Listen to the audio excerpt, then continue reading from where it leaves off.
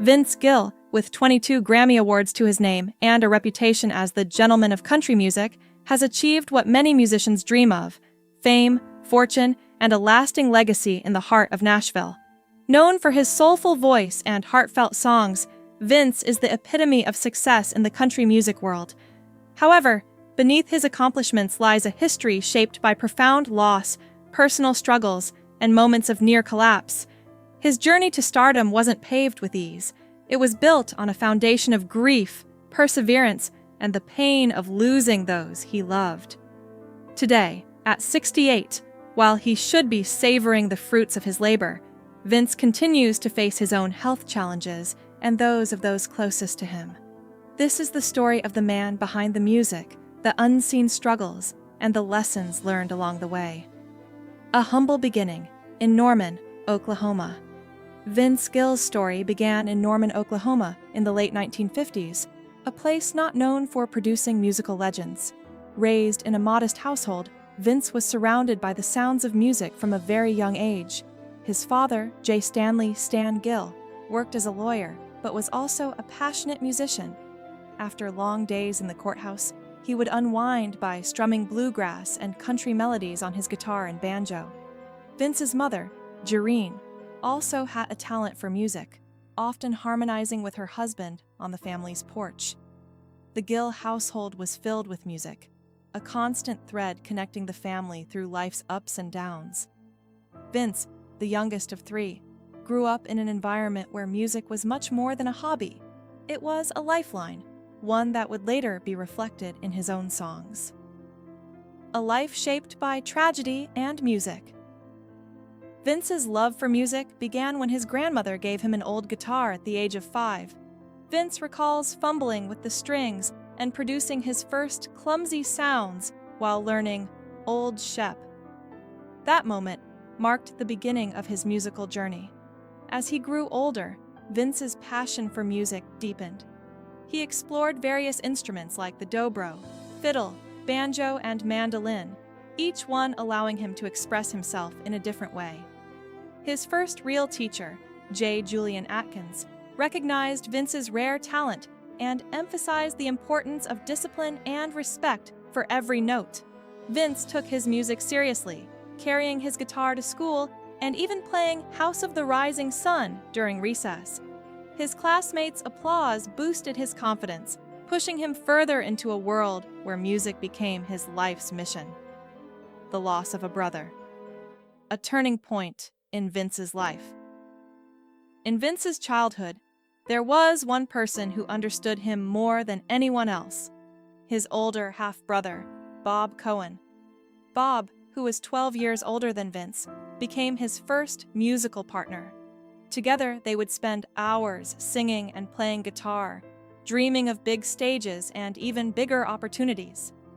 Vince considered Bob his closest companion, someone who believed in him when others didn't.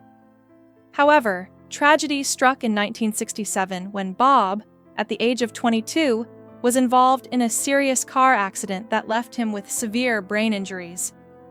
After being in a coma for 3 months, Bob woke up, but he was never the same. The vibrant young man Vince had known was now a shadow of himself, living with memory loss, pain, and constant struggles. For young Vince, this loss was something much harder to accept. He was losing his brother not to death, but to a slow, lingering change. Coping with Bob's death and writing "Go Rest High on That Mountain." In 1993, after nearly 3 decades of struggling with the aftermath of his accident, Bob passed away suddenly at the age of 48 from a heart attack, a complication of his previous injuries. Vince had already lost his brother years before, but Bob's actual death was a crushing blow. Vince had not been able to say goodbye, and the grief from his brother's death became a defining moment in his life. Vince was already an established artist, but the pain of losing Bob made everything else seem insignificant. In his darkest moments, Vince found solace in his music. He began writing songs to cope with his grief, and one of those songs, "Go Rest High on That Mountain," became a way for him to say goodbye to his brother. The song, born out of deep sorrow, quickly became an anthem for those who had experienced loss. It became a part of Vince's legacy, earning him Grammy Awards and becoming a staple at funerals across America. The fragility of success and the end of Pure Prairie League. Despite the success, internal conflicts within Pure Prairie League began to take their toll. The band struggled to reconcile their traditional country roots with the growing popularity of pop and rock influences. Vince, who had deep bluegrass roots, often found himself stuck between the opposing factions. Eventually, tensions led to the band's breakup in 1982. Vince was once again faced with the painful reality of watching something he had worked hard for disband. It was a reminder that success in the music industry is never guaranteed, and that even the brightest lights can burn out quickly. Vince's time with Pure Prairie League had given him invaluable experience, but it was time to start anew. The solo career and struggles in Nashville. After leaving Pure Prairie League, Vince moved to Nashville with the dream of becoming a solo artist. He signed with RCA Records and released his debut solo album, The Things That Matter, in 1984. But it didn't make a significant impact. Vince performed in small clubs and wrote songs for other artists, trying to make a living in an industry full of talented, up-and-coming stars. During these years, Vince struggled with feelings of inadequacy, wondering if he had made the right choice. However, these early struggles were formative. They taught him the value of persistence, resilience, and the importance of writing songs that reflected real emotions.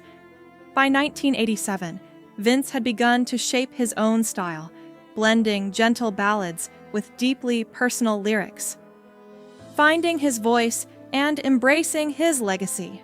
It wasn't until 1987, with the release of The Way Back Home, that Vince finally began to carve out his own space in country music. With hits like Cinderella, he started to build his legacy, though the road was still rocky. It wasn't until the early 90s, after the release of When Love Finds You, that Vince truly found his voice as a solo artist. He had learned to write with greater emotional depth, using his own experiences with loss, heartbreak, and perseverance to craft songs that resonated with listeners.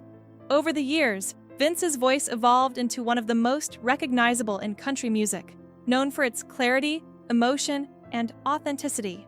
Through it all, Vince remained grounded in the music that had shaped his life, finding comfort in his art and the audiences who connected with his story. A legacy built on loss and love. Today, Vince Gill's music continues to touch the hearts of millions. Despite the losses, heartbreaks, and struggles, his legacy is one of resilience. He has weathered personal tragedies, from the death of his brother to the ups and downs of his career. But through it all, he has continued to make music that speaks to the soul. His songs, like Go Rest High on That Mountain, serve as a reminder that life is fragile and precious, and that music has the power to heal. Vince's story is one of perseverance, and his journey from a small town in Oklahoma to the heights of country music stardom is a testament to the power of music to overcome even the most profound losses.